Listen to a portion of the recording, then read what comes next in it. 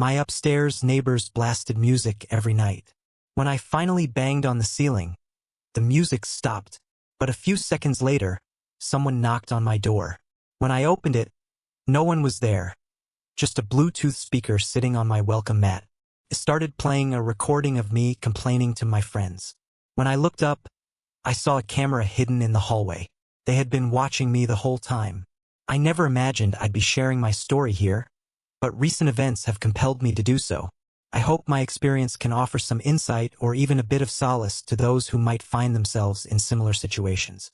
I've been living in a modest apartment complex in Chicago for several years. The building isn't anything fancy, but it's home. For the most part, my neighbors have been pleasant, and the environment has been peaceful. That all changed about 6 months ago when new tenants moved into the unit directly above mine.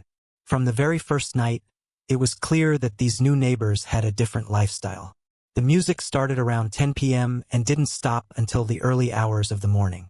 At first, I tried to be understanding. Moving into a new place can be exciting, and maybe they were just celebrating. But as the nights wore on, the relentless bass and thumping became unbearable. After a week of sleepless nights, I decided to address the issue directly. I knocked on their door around 11 p.m.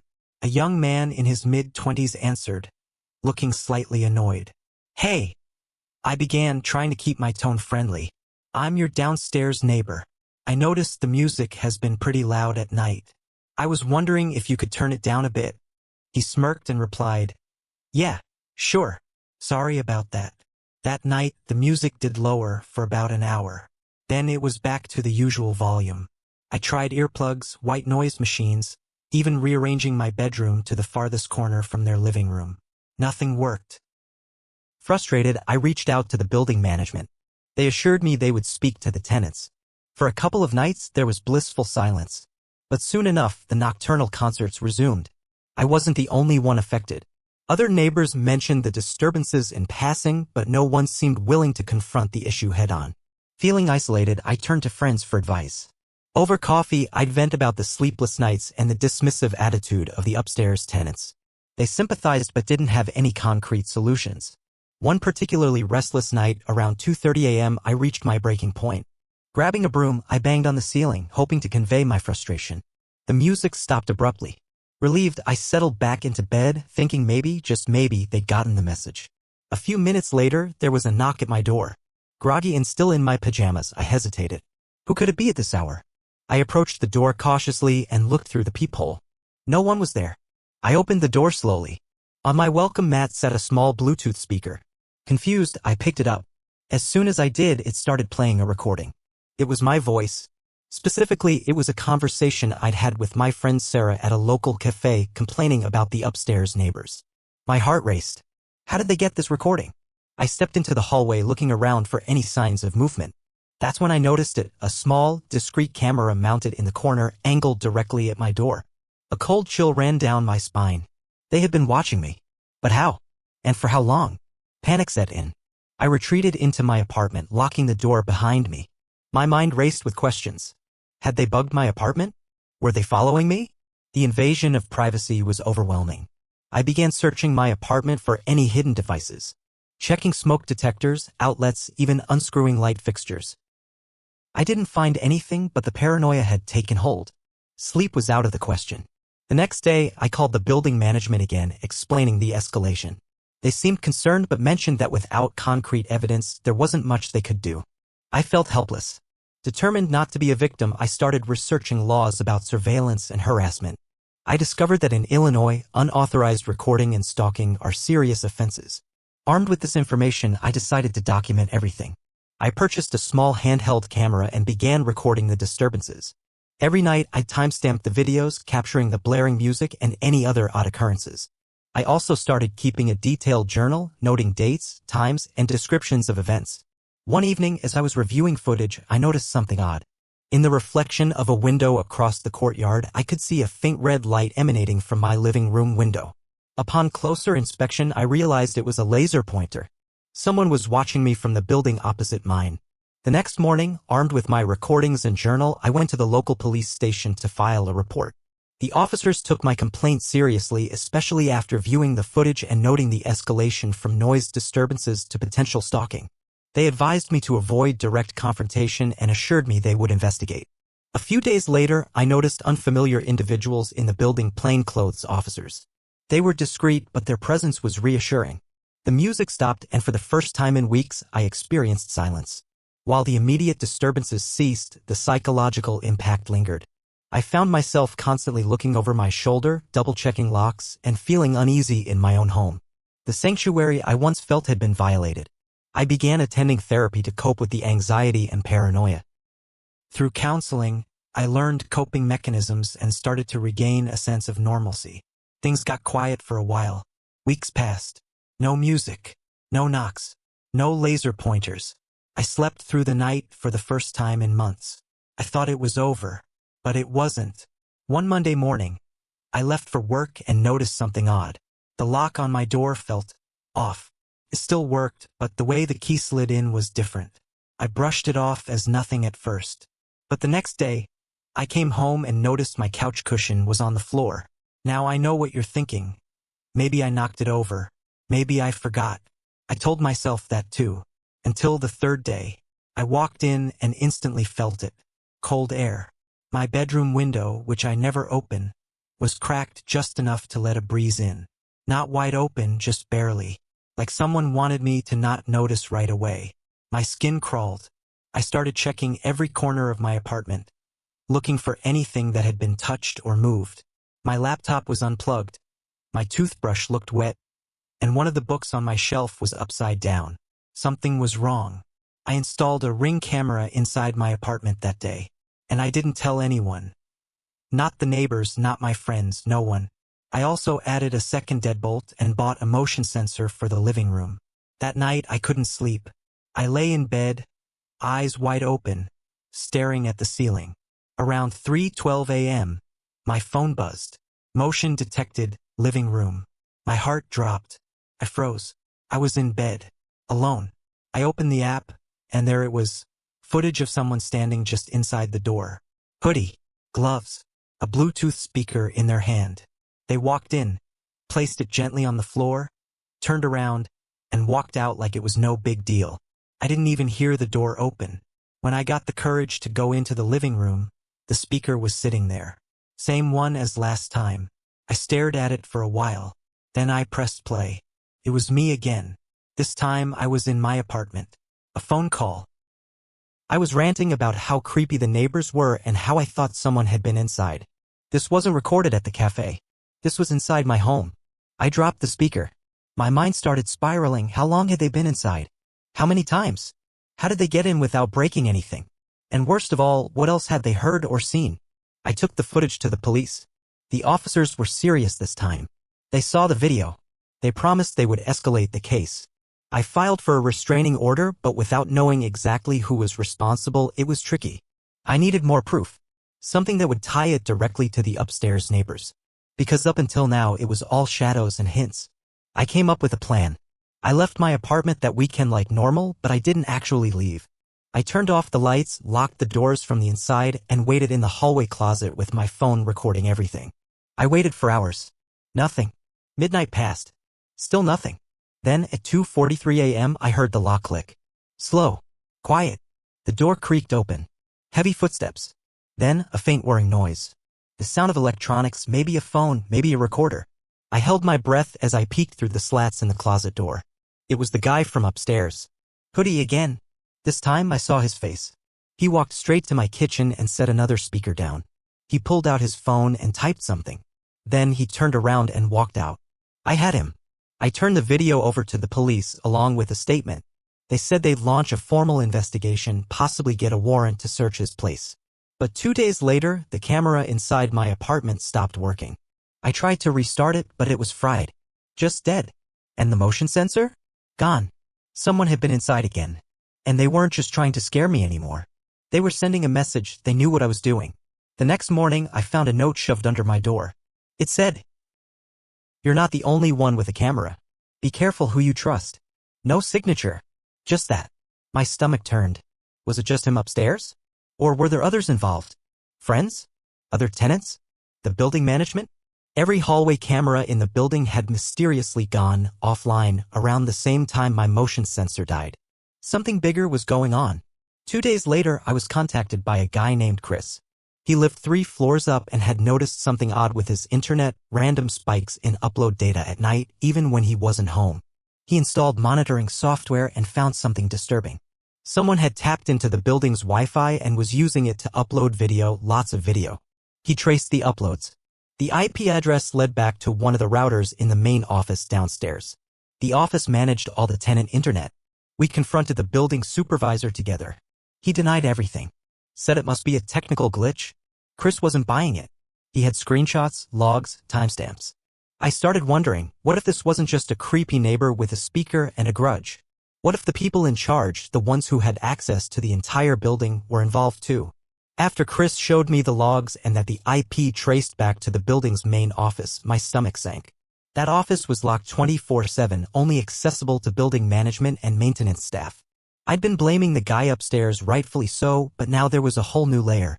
We weren't just dealing with a nosy neighbor. This was bigger. Chris and I decided to go deeper.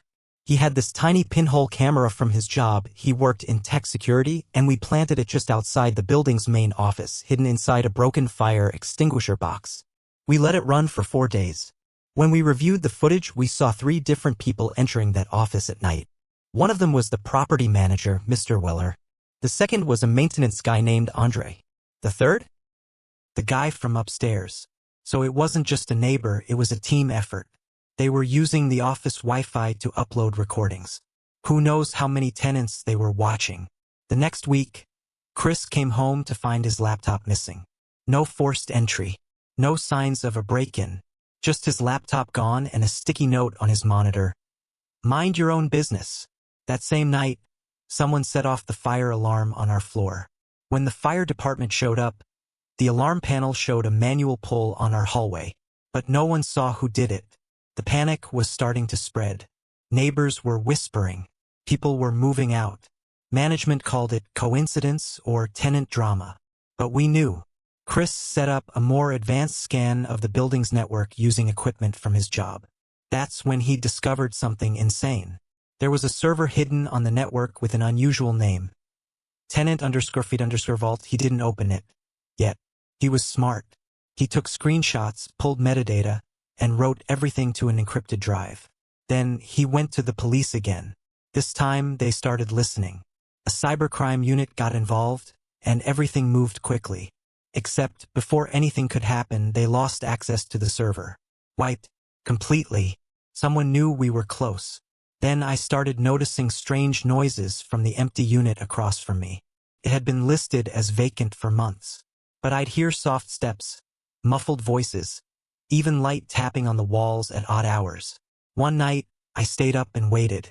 Around 1:30 a.m., the hallway light flicked on. I peeked through the peephole. The door to the vacant unit opened slightly. Someone stepped out, glanced up and down the hallway, then closed the door again. I called the building management the next morning to ask about the unit. They said it wasn't vacant. They said someone named Janet Walker had been living there for 6 months. That was impossible. No one had ever seen her. No packages. No noise. No lights from the windows. Nothing. I checked public records. No Janet Walker was registered at our address. I even asked the mailman. He said, "Nobody named Janet lives there. I've never delivered anything to that door." It became clear. The unit was being used. But not for living. Maybe as a control room, or a surveillance hub, or a spot to monitor me. That's when Chris dropped the next bomb. He'd recovered partial data from the server. Just text logs, no video. But the logs were transcripts. Conversations between tenants. Between me and my friends. Private phone calls. Some logs were labeled by apartment number. One folder was marked, Unit 203, Primary Target. That was my unit. With this new evidence, the police finally obtained a warrant to investigate the unit across the hall, the upstairs apartment, and the building office. But just 2 hours before the warrant was executed, the hallway cameras went out again. By the time police entered, the unit across from me had been completely cleared. No furniture, no electronics, No personal items. Just a fold-up chair and a takeout container in the trash. The upstairs apartment? Empty. The guy was gone. The building office had a server cabinet, but it was powered off and wiped clean. The router was replaced with a new one. No logs. No backups. Chris's encrypted drive had just enough data, combined with police footage, logs, and our own video, to justify further action. That's where things sit now. We're in the middle of a legal storm, dealing with investigators, lawyers, and possible charges of wiretapping, invasion of privacy, and cyberstalking. We still don't know how deep it goes. We still don't know who Janet Walker really was. And worst of all, I don't know if they're still watching, because every now and then, when I come home late at night, the little LED light on my living room TV blinks. Just once. And then it stops. A week after the warrant, everything seemed like it had come to a strange, cold halt. The neighbors were scared. The hallways quieter than they'd ever been. But I knew it wasn't over.